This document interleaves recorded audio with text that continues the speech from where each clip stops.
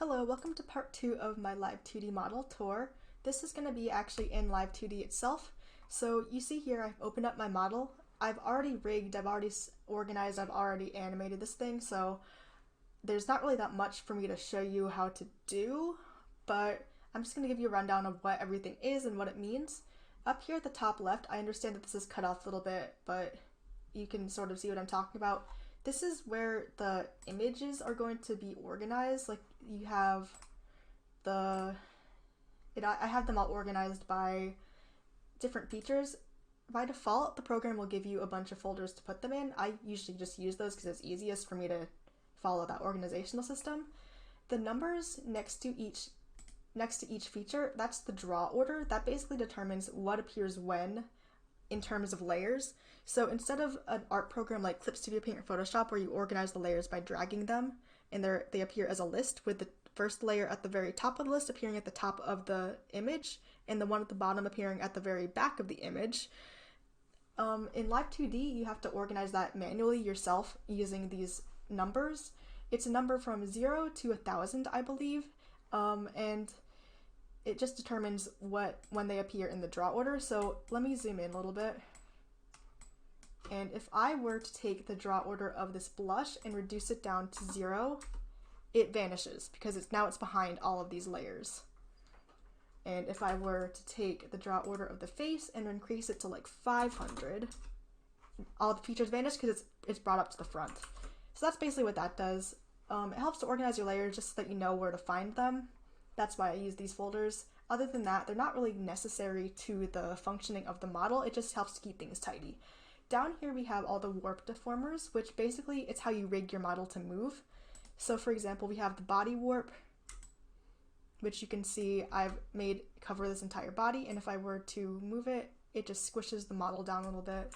And it's just used to warp and move different features to animate the model. And there's also rotation deformers, which is exactly what it sounds. You rotate the feature using them. So you have to do that for all of your parts that you want to move pretty much. And this takes some trial and error to get used to, but it's honestly not too bad to get used to. So then down here, over here we have the tool details, which I think that has to do with like what this looks like. Like I could change the color of the warp deformer, but I don't really mess with those.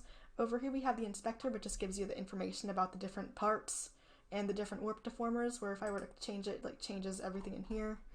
Down here we have the parameters, which is the movements of your model. So if I were to zoom out a little bit, click away from this, and this is going to be the head. So if I were to move it around, it's just the different movements of the head.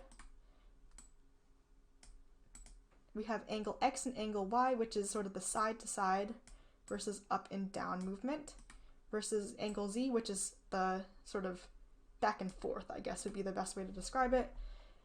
It comes with parameters that you can set yourself. Like the angle X, angle Y, angle Z, those are already there. I just put them in these folders to keep them tidy. The thing is, when you make a parameter yourself, you have to establish the name of it and all that.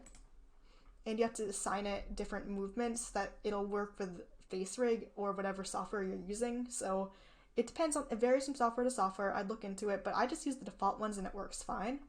So we have the eye open, eye close, the eyeball position, which is just looking around. I tried to set smile, but it messed up my model because I made it too drastic of a change. I don't use it and my model works fine, but it's up to you. You can mess around with that too. Brows, you can change the position of the brows. Brow Y. I haven't really touched X because my brows don't really typically move side to side normally, so it's not really all that necessary. Brow form is also not that necessary either unless you want to get really into animating your model to look nice. Angle is just up and down. The mouth forms, I actually follow a tutorial by Kira. I forget her last name, but it's by Kira, and she has a chart that she uses as a guide when she's animating the mouth, and I find it really helpful to get all the good positions down. There's many different ways to rig and animate the mouth, so just do whatever works best for you. I can link the one that I follow in the description. I don't know what cheek does, so I just ignore that one, and it doesn't really impact my model. Body X and body Y is the same thing as head, except it's with the mouth, not with the mouth, the body. I kept this one very subtle for this model just because I didn't want to deal with it too complicated of an animation, but it still looks fine in my opinion, so you can animate this as complicated or as simple as you want. Body Z is back and forth movement, and then breathing is breathing in and breathing out. Hair I haven't really touched yet because that's an entire can of worms I don't want to get into because you have to change it for the rest of these parameters. So it doesn't really impact the model's functioning too much. And then up here we have some pretty important things as well. We have the Edit Texture Atlas, which when you click on that, it'll just show you all the different parts. Is this appearing? No, it's not, but well, it'll show you just the texture atlas for every single part, which is necessary for making the model work in live2d. And then we have the mesh, which the mesh is pretty much, let me zoom in. Mesh is this green grid that appears on every single part. You can use it, it's used a lot of time for movement. That's also necessary if you want to make warp deformers and use the model and change everything.